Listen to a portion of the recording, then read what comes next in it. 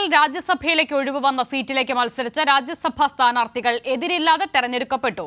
Kerala Congress M chairman Jose K Mani, CPI നേതാവ് PP Suneer, മുസ്ലിം league സ്ഥാനാർത്ഥി ഹാരിസ് ബീരാൻ എന്നിവരാണ് തെരഞ്ഞെടുക്കപ്പെട്ടത്. മാനസ മനോജ് ചേരുകയാണ്. മാനസ, പ്രതീക്ഷിച്ചതുപോലെ തന്നെ 3 പേരും രാജ്യസഭയിലേക്ക് പോകുന്നു.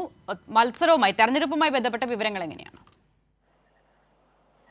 തീർച്ചയായും അസിത, അല്പസമയം മുൻപാണ് രാജ്യസഭാ സ്ഥാനാർത്ഥികൾ എതിരില്ലാതെ തെരഞ്ഞെടുക്കപ്പെട്ടു എന്ന വിവരം ലഭിക്കുന്നത്. കേരളത്തിൽ നിന്ന് രാജ്യസഭയിലേക്ക് തെരഞ്ഞെടുക്കപ്പെട്ടിരുന്ന 3 അംഗങ്ങളുടെ കാലാവധി ഈ ജൂലൈ 1-ാം തീയതി അവസാനിക്കുന്നതിനിടയിലാണ് ഈ ഒഴിവ് വരുന്ന 3 സീറ്റുകളിലേക്കും ഈ 3 സ്ഥാനാർത്ഥികൾ എതിരില്ലാതെ തെരഞ്ഞെടുക്കപ്പെട്ടിരിക്കുന്നത്.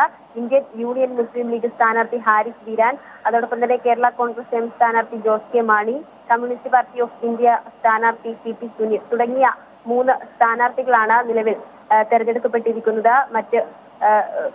ഈ അല്പസമയം മുൻപാണ് ഈ തെരഞ്ഞെടുക്കപ്പെട്ട വിവരം അറിഞ്ഞിരിക്കുന്നത്.